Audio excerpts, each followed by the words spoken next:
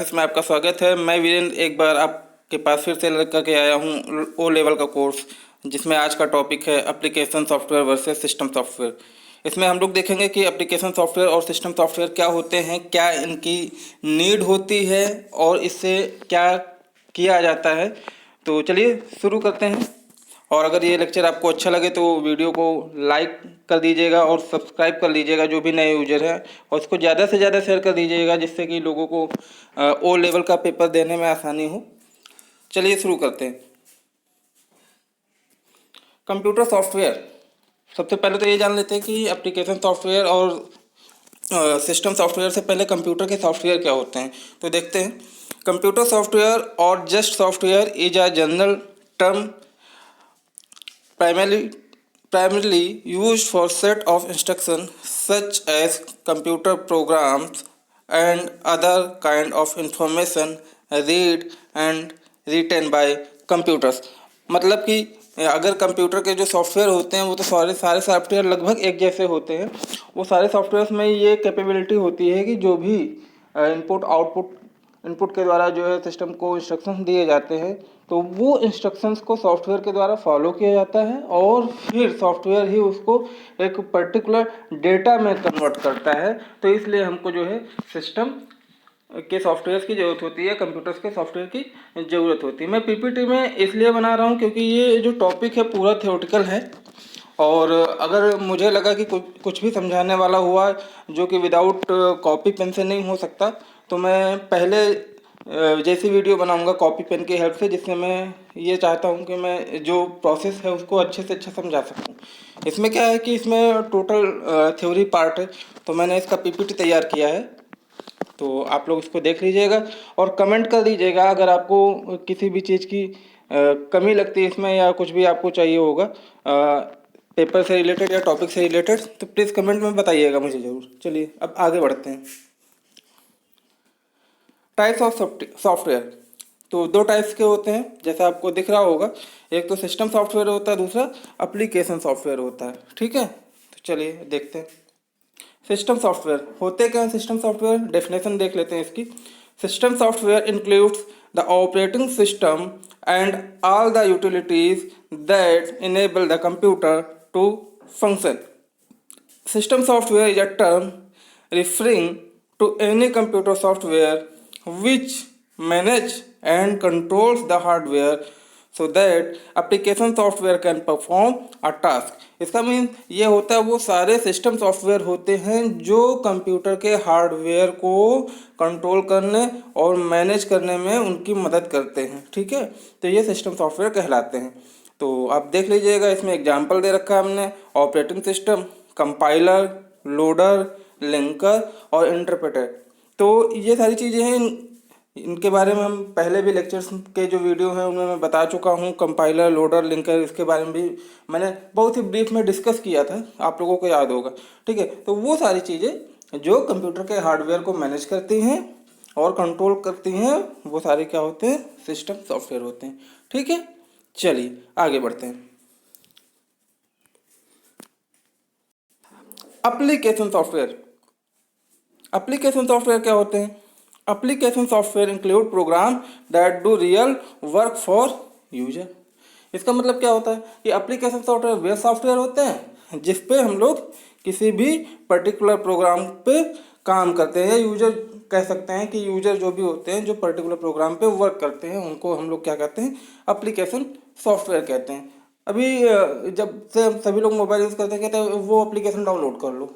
आजकल एग्जांपल ले ले तो टिकटॉक, वो भी तो एक एप्लीकेशन है। तो चलिए ठीक है, एग्जांपल नीचे लिखा है पेरोल सिस्टम। पेरोल सिस्टम एक सबसे इम्पॉर्टेंट, सबसे पुराना सिस्टम है जिससे जो सरकारी कर्मचारी होते हैं या प्राइवेट कर्मचारी होते हैं जिनकी सैलरी इस सिस्टम से निकाली जाती है, तो ये पेरोल सिस्टम ही होता है। ठीक है, इन्वेंट्री कंट्रोल हो गया, उसके बाद मैनेज स्टूडेंट डेटाबेस हो गया, word processor, spreadsheet and database management system etcetera. ये सारे जो एग्जांपल्स लिए हैं मैंने बहुत ही इजी एग्जांपल्स लिए हैं कि अगर इनको डिस्क्राइब भी ना किया जाए तो आप लोग इसको समझ सके इसके बारे में क्या होता है। फिर भी बता देता हूँ। पेरोल सिस्टम बता दिया। इन्वेंट्री कंट्रोल मतलब मान लीजिए किसी भी चीज़ का डिस्ट्रीब्यूशन करना है तो उसमें इन्वेंट्री कंट्रोल होता है। ठीक है। डिस्ट्रीब्यूशन मतलब कि मान लीजिए कोई चीज़ खरीदी जा रही है, बेची जा रही है, ठीक है, तो इन्वेंट्री कंट्रोल मैनेजमेंट वहाँ पे होता है। स्टूडेंट डेटाबेस मैनेजमेंट, मान लीजिए कि सीबीएसई, आईसीएसई या यूपी बोर्ड, किसी भी बोर्ड का रिजल्ट निकलना है या किसी पर्टिकुलर स्कूल के बारे में डेटा बनाना है, कितने क्लासेस हैं, क्या क्या एजुकेशन चलती है, कौन कौन से टीचर पढ़ाते हैं, स्कूल स्टूडेंट का रिजल्ट कितना रहा है ना। तो ये सारी चीज़ें क्या होती हैं, ये स्टूडेंट डेटाबेस में आ जाती हैं। उसके बाद वर्ड प्रोसेसर है, स्प्रेडशीट है, आप लोग काम ही करते होंगे एक्सेल, वर्ड पे, पावर पॉइंट प्रेजेंटेशन पे, तो ये सारी वो चीज़ें, ठीक है। डेटाबेस एसक्यूएल हो गया, डीबीएमएस हो गया, एक्सेस हो गया, बहुत सारे डेटाबेस हैं जहाँ पे हम लोग डेटा बना करके उसको एक्सेस करते हैं, काम करते हैं, वो डेटाबेस मैनेजमेंट सिस्टम होता है, ठीक है। आगे बढ़ते हैं। System software versus application software होता क्या है। System software is a software design to operate the computer hardware and to provide and maintain a platform for running application software. मतलब कि सिस्टम सॉफ्टवेयर वो सॉफ्टवेयर होते हैं जो कंप्यूटर को के हार्डवेयर को मैनेज करने के लिए बनाए जाते हैं, और जो एप्लीकेशन सॉफ्टवेयर होते हैं वो उसी बनाए हुए प्लेटफॉर्म पर काम करते हैं, ठीक है। चलिए अगला देखते हैं। सिस्टम सॉफ्टवेयर ऑपरेटिंग सिस्टम, पहला पॉइंट है, operating system is a software which make a computer to actually work. कहने का मतलब ये है कि सिस्टम सॉफ्टवेयर वो सॉफ्टवेयर होता है जो कि किसी भी काम करने के लिए कंप्यूटर पे एक्चुअली वर्क करने के लिए बनाया जाता है। दूसरा, it is a software the enable all the program we use. ये सॉफ्टवेयर वो सारे प्रोग्राम्स को इनेबल कर देता है, मतलब प्रदर्शित कर देता है जिसको हम लोग यूज़ करना चाहते हैं। The OS operating system, OS का मीन्स फुल फॉर्म है ओएस का operating system. The OS organise and controls the hardware. ये जो ओएस होता है आपके सारे हार्डवेयर के पार्ट्स को कंट्रोल करता है। OS act as on interface between the application program and the machine hardware.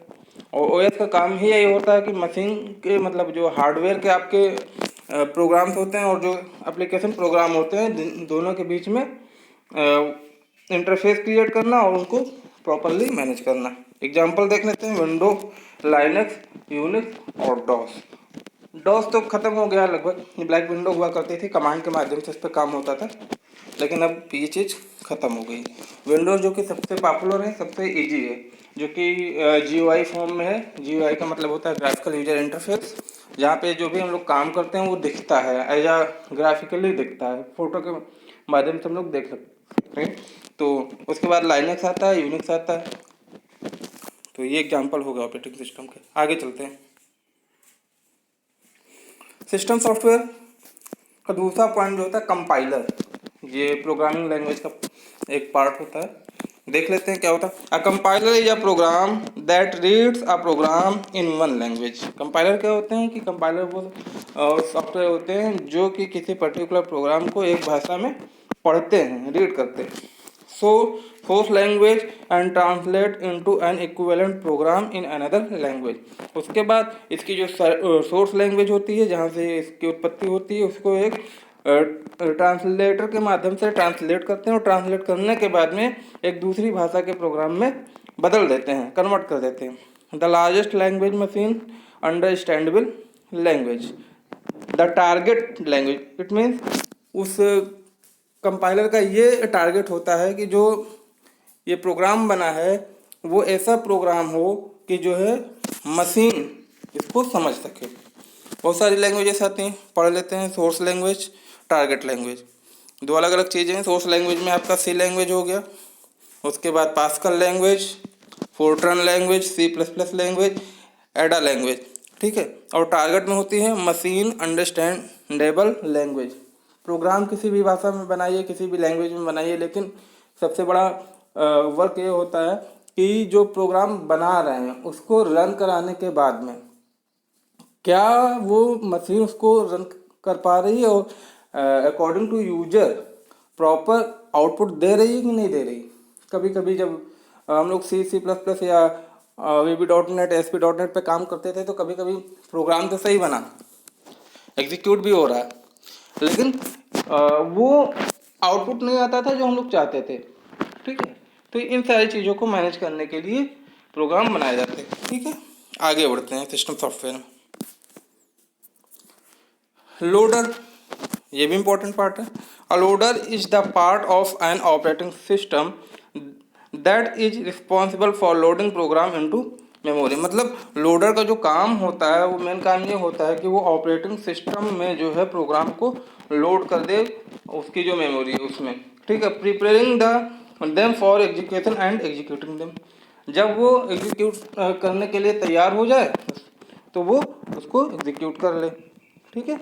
The loader is usually a part of the operating system kernel and usually is loaded at system boot time and stays in memory until the system is rebooted, shut down और powered off. कहने का मतलब ये है कि जो loader होता है ये एक्चुअल में होता क्या है कि ये जो है ऑपरेटिंग सिस्टम के पार्ट को यूज़ करता है, ठीक है। और इसमें कई सारी चीज़ें होती हैं। मान लीजिए कि ये बूट कर रहा है, बूट टाइम में ये कोई भी प्रोग्राम को एग्जीक्यूट कर रहा है, वो देख रहा है कि सिस्टम में जो हार्डवेयर के एप्लीकेशन हैं वो प्रॉपर रन कर रहे हैं कि नहीं कर रहे हैं। अगर नहीं करता है तो क्या करता है कि ये फिर से रिस्टार्ट मांगता है या कुछ करता है, ठीक है। या फिर सिस्टम शट डाउन हो गया या पावर ऑफ हो गया, तो इन सब चीज़ों में क्या होता है, लोडर का काफ़ी ज़्यादा इम्पोर्टेंट बढ़ जाता है, ठीक है। चलिए चौथा पॉइंट है लिंकर। जैसे नाम से ही पता चल रहा है कि ऐसा कुछ होगा जो जोड़ने वाला होगा। लिंक मतलब जोड़ना होता है, ठीक है। चलिए, अ लिंकर और linker editors is a program that take one or more object generated by compiler and assembler them into a single executable program। कहने का मतलब क्या है कि जब भी किसी लैंग्वेज में बात करते हैं, किसी लैंग्वेज में जब कोई प्रोग्राम लिखा जाता है तो उसकी कॉपीज तैयार हो जाती हैं। कॉपीज में क्या होता है, कॉपीज में एक एग्जीक्यूटेबल फाइल होती है, एक प्रोग्राम की फाइल होती है, ठीक है। तो इसमें क्या होता है कि ये दोनों फाइल को लिंकर क्या करता है, लिंक करता है। कंपाइल के बाद जो है उसको असेंबल करता है। असेंबल करने के बाद वो दोनों पार्ट को एक फाइल बना देता है। एक फाइल बनाने के बाद में उसको सिंगल प्रोग्राम में, इकलौते प्रोग्राम में वो एग्जीक्यूट कराता है, ठीक है। तो ये काम होता है लिंकर का, ठीक है। Linker can take objects from a collection called a library. Linker क्या करता है कि जो भी ऑब्जेक्ट्स होते हैं वो वहाँ की लाइब्रेरी से उठाता है। The object are program modules containing machine code and information for the linker. कहने का मतलब क्या है कि ये जो प्रोग्राम्स होते हैं वो हमारे मशीन कोड में होते हैं और वो वहाँ से इंफॉर्मेशन ले करके लिंकर के पास भेज देता है और लिंकर क्या करता है, लिंक करा देता है प्रोग्राम को और वो प्रोग्राम एक सोर्स में कन्वर्ट होकर के रन हो जाता है, ठीक है। चलिए अगला है इंटरप्रेटर, ठीक है। पांचवा पॉइंट है an interpreter is a computer program that translate and execute instruction written in a computer programming language line by line, unit by unit etcetera, ठीक है। चलिए, कहने का मतलब क्या है, डेफिनेशन तो हमने देख ली, समझ भी लेते हैं होता क्या है। जब कंप्यूटर किसी प्रोग्रामिंग लैंग्वेज को रन करता है तो रन कराने पे क्या होता है कि कभी कभी एरर आ जाती है सिस्टम में। तो जब सिस्टम में एरर आ जाती है तो सी और जावा में अगर आपने देखा होगा पर्टिकुलर नीचे एरर आती है और पता चल जाता है कि इस पार्ट पे एरर है। तो सिस्टम क्या करता है, इंटरप्रेटर क्या करता है कि लाइन बाय लाइन कोड को चेक करता है, एक एक लाइन, या फिर आप ये कह सकते हैं यूनिट बाय यूनिट, एक एक चीज को चेक करता है लाइन बाय लाइन। ऐसा नहीं कि पहली लाइन चेक किया फिर चौथी लाइन पे जंप करके, ऐसा नहीं होता है। लाइन बाय लाइन चेक करता है और अगर कहीं कोई प्रॉब्लम होती है तो वो उसको बता देता है। ये काम इंटरप्रेटर को होता है। ये प्रोग्रामिंग लैंग्वेज में ये सारे काम होते हैं, ठीक है। किसी भी प्रोग्रामिंग लैंग्वेज में करिए आप प्रोग्राम, C++, जावा, या फिर आपका हो गया VB.NET, ASP.NET, किसी भी लैंग्वेज में करिए तो इंटरप्रेटर एक एक लाइन को चेक करता है। And interpreter needs to be able to analyse और parse instruction written in the source language. और इंटरप्रेटर क्या करता है, इंटरप्रेटर एक्चुअल में तो ये प्रोग्राम है, इंसान की तरह तो है नहीं कि जो है समझ लेगा कहाँ पे क्या गलती है। तो वो ये चाहता है कि जो भी यूजर ने इंस्ट्रक्शंस दिए हैं वो ऐसे इंस्ट्रक्शन हों कि जो है इंटरप्रेटर उसको आराम से जो है पढ़ ले और उसको कन्वर्ट कर सके। ठीक है, एग्जाम्पल में दे रखा है लिस्ट सिस्टम एक्सेट्रा, आप इसमें जोड़ सकते हैं C++ या जो भी लैंग्वेज आपको इजी लगे। ठीक है, तो ये हो गया सिस्टम सॉफ्टवेयर। चलिए आगे देखते हैं। अब बात आती है एप्लीकेशन सॉफ्टवेयर की। तो एप्लीकेशन सॉफ्टवेयर वो सारे सॉफ्टवेयर होते हैं जो कि सिस्टम को चलाने के लिए ज़रूरी होते हैं, जिस पर यूजर काम कर सके। अब चलाने का मतलब इन द सेंस ये नहीं कि वो सारे सॉफ्टवेयर जो हार्डवेयर को मैनेज करें। ठीक है, वो तो होते हैं सिस्टम सॉफ्टवेयर। एप्लीकेशन का सॉफ्टवेयर वो होता है एप्लीकेशन सॉफ्टवेयर जो कि यूजर की सुविधा के लिए बनाया जा सके और यूजर उस पर अपना वर्क परफॉर्म कर सके। ठीक है, चलिए वर्ड प्रोसेसर पे आते हैं जो कि सबसे इम्पोर्टेंट है। तो word processing is a tool that help user in creating, editing and printing documents. जहाँ भी जिस भी ऑफिस में काम करने जाते हैं तो वहाँ पे सबसे पहले वर्ड प्रोसेसर के बारे में ही बताया जाता है। वहाँ पे नोटिंग ड्राफ्टिंग का भी काम होता है, या फिर आप कुछ मैटर लिखना चाहते हैं, मैटर लिखने के बाद उसको सेव किया, सेव करने के बाद उसको एडिट किया, एडिट करने के बाद उसको प्रिंट करना चाहते हैं। तो ये सारे काम क्या होते हैं, ये वर्ड प्रोसेसिंग में होते हैं, जो कि एक पार्ट होता है एप्लीकेशन सॉफ्टवेयर का। ठीक है, word processor will normally have a following capabilities built into them. तो वर्ड प्रोसेसर क्या होता है, कौन कौन सी कैपेबिलिटी रखता है या उसमें कौन कौन सी कैपेबिलिटी रहती हैं, वो सारी चीज़ें हम देख लेते हैं, पॉइंट वाइज है। पहला स्पेल चेकिंग, हिंदी में लिख रहे हो तो स्पेलिंग चेकर रिव्यू में जाइएगा, ऊपर टूल्स में रिव्यू में जाइएगा, वहाँ पे ऑप्शन होता है उसके प्रॉपर्टीज़ में कि आप वहाँ पे ग्रामेटिकल चेकर और स्पेल चेकर लगा सकते हैं। अगर आपने कोई स्पेलिंग गलत लिखी तो नीचे रेड का ऑप्शन दे देता है, जो कि सबसे ज़्यादा यूज़फुल होता है। ठीक है, दूसरा है stand layout for normally document. तो ये स्टैंडर्ड लेआउट देता है, कोई भी नॉर्मल से नॉर्मल आप काम कर रहे हैं उस पर स्टैंडर्ड लेआउट दे देता है। Have same characters appear in the bold, print, italics और अंडरलाइन। बहुत सारे कैरेक्टर्स स्टिक अपने पास रखता है, जिसमें आप किसी भी पर्टिकुलर हेडिंग को बोल्ड कर सकते हैं या फिर किसी भी वर्ड को आप इटैलिक कर सकते हैं, अंडरलाइन भी कर सकते हैं जिसको आप दर्शाना चाहते हैं। तो ये एक वर्ड प्रोसेसिंग का पार्ट होता है।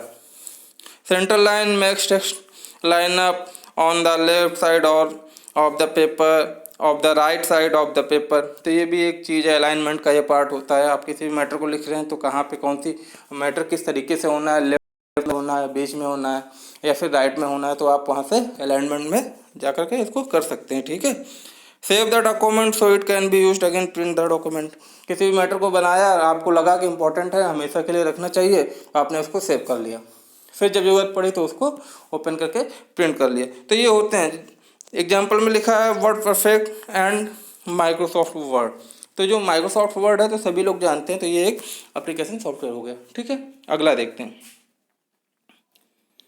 दूसरा पार्ट है स्प्रेडशीट्स। स्प्रेडशीट्स होती है, इसको हम लोग एक्सेल बोलते हैं। ठीक है, चलिए देखते हैं।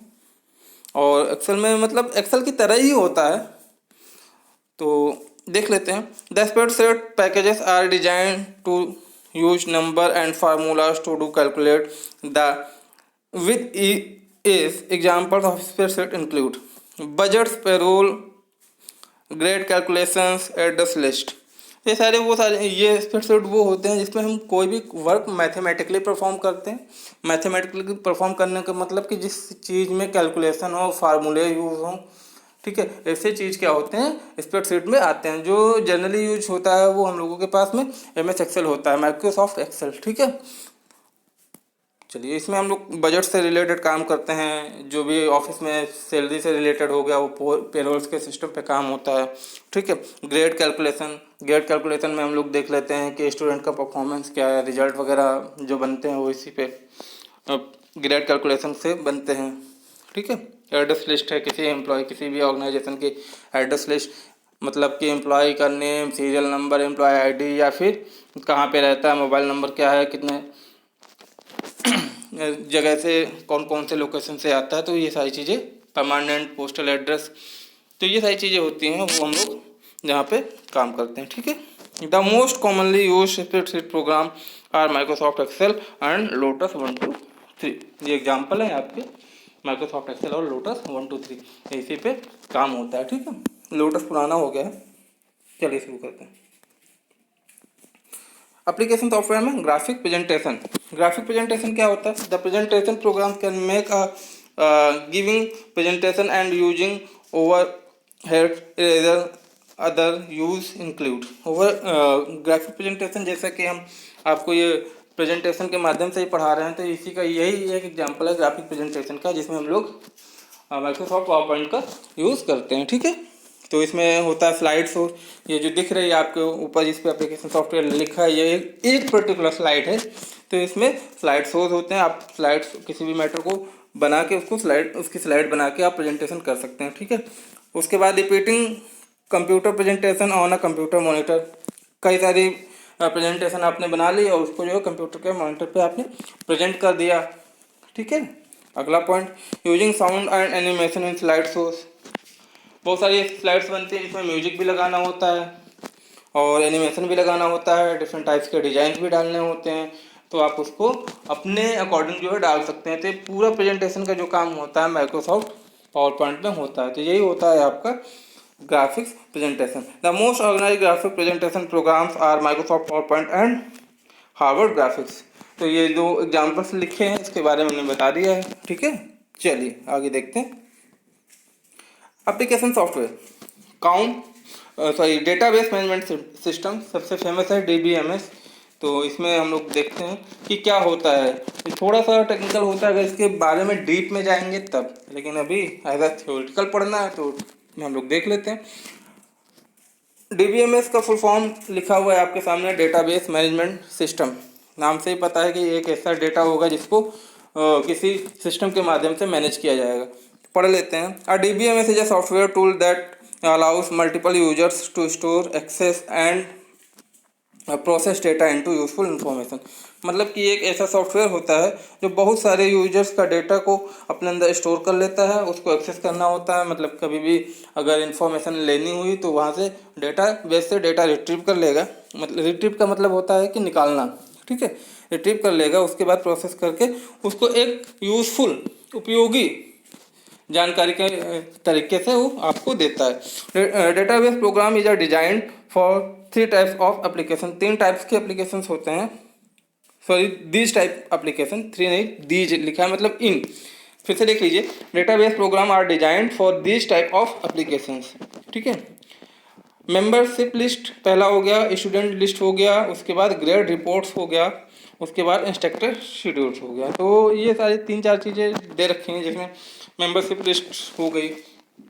किसी चीज़ का जो है मान लीजिए मीटिंग ऑर्गेनाइज होनी है बड़े लेवल पे या फिर छोटे लेवल पे, तो उसमें एक लिस्ट बनाई जाती है कि भाई कौन कौन से मेंबर होंगे, इसमें क्या नाम होगा, मेंबर की आईडी क्या होगी, किस ऑर्गेनाइजेशन से बिलोंग करते हैं, कहाँ पे इनको जाना है, कितने टाइम पहुँचना है, टॉपिक क्या होगा वहाँ मीटिंग में, किस लिए जा रहे हैं। तो ये सारी चीज़ें मैनेज की जाती हैं। तो उस लिस्ट में सारा डिटेल आ जाता है। दूसरा हो गया कि स्टूडेंट लिस्ट में भी होता है, मान लीजिए कि किसी भी कॉलेज में जो है कोई भी बीटेक की क्लास चल रही है, उस बीटेक क्लास में कौन सी ब्रांच है, सिविल है, मैकेनिक्स है, इलेक्ट्रिकल है, इलेक्ट्रॉनिक्स है या कंप्यूटर से रिलेटेड है, तो उसमें कितने बच्चे हैं, बच्चों ने क्या क्या ले रखा है, क्या उनकी ग्रेडिंग सिस्टम रही है, कितने पास हुए, कितने फेल हुए, कितनों की बैक लगी हुई है। ठीक है, तो ये सारी चीज़ें उसमें मैनेज। ग्रेड रिपोर्ट्स, छोटे बच्चों के जो रिजल्ट्स आते हैं CBSE ICSE बोर्ड के, या फिर और भी जो लोकल स्कूल अपना बनाते हैं, कॉन्वेंट स्कूल बनाते हैं, तो वहाँ पे ग्रेड रिपोर्ट्स भी होती हैं।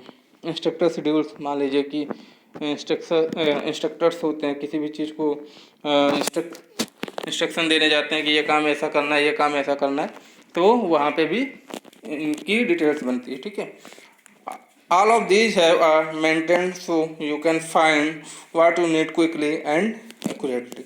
तो ये सारी चीज़ें, अगर इस तरीके का कोई भी डेटा आपको फाइंड आउट करना है तो आप इसके माध्यम से बहुत ही इजी वे में आप एक्यूरेट, बहुत ही सही इंफॉर्मेशन आप निकाल सकते हैं। ठीक है, एग्जांपल हो गया माइक्रोसॉफ्ट एक्सेस, DBMS, ओरेकल। ठीक है, तो ये सारी चीज़ें होती हैं। ठीक है, आगे देखते हैं। तो आगे जो भी आपको इन्फॉर्मेशन लेनी हो वो कमेंट के माध्यम से आप हमें कमेंट कर दीजिएगा। अगर आपको नोट्स चाहिए तो हमें बता दीजिएगा कमेंट के माध्यम से, हम आपको नोट्स प्रोवाइड करा देंगे। और प्लीज़ लास्ट में फिर जो भी नए यूजर्स देखेंगे इसको सब्सक्राइब कर लीजिएगा, ज़्यादा से ज़्यादा शेयर और लाइक कर दीजिएगा। और नेक्स्ट टॉपिक जो हम लोग पढ़ेंगे यूटिलिटी सॉफ्टवेयर, तो ये हमारा जो यूटिलिटी सॉफ्टवेयर होगा ये इस पर्टिकुलर यूनिट का सेकंड लास्ट टॉपिक होगा। और इसके बाद एक और टॉपिक बचेगा मोबाइल एप्लीकेशंस, तो वो हम बता के इस टॉपिक को एंड करेंगे। और यहीं से पहले जो यूनिट है हमारी ओ लेवल की, वो IT tools and business system की, वो एंड हो जाएगी। ठीक है, तो आई होप कि आज ही आपको यूटिलिटी सॉफ्टवेयर का भी टॉपिक मिल जाएगा। ठीक है, थैंक यू सो मच, जय हिंद।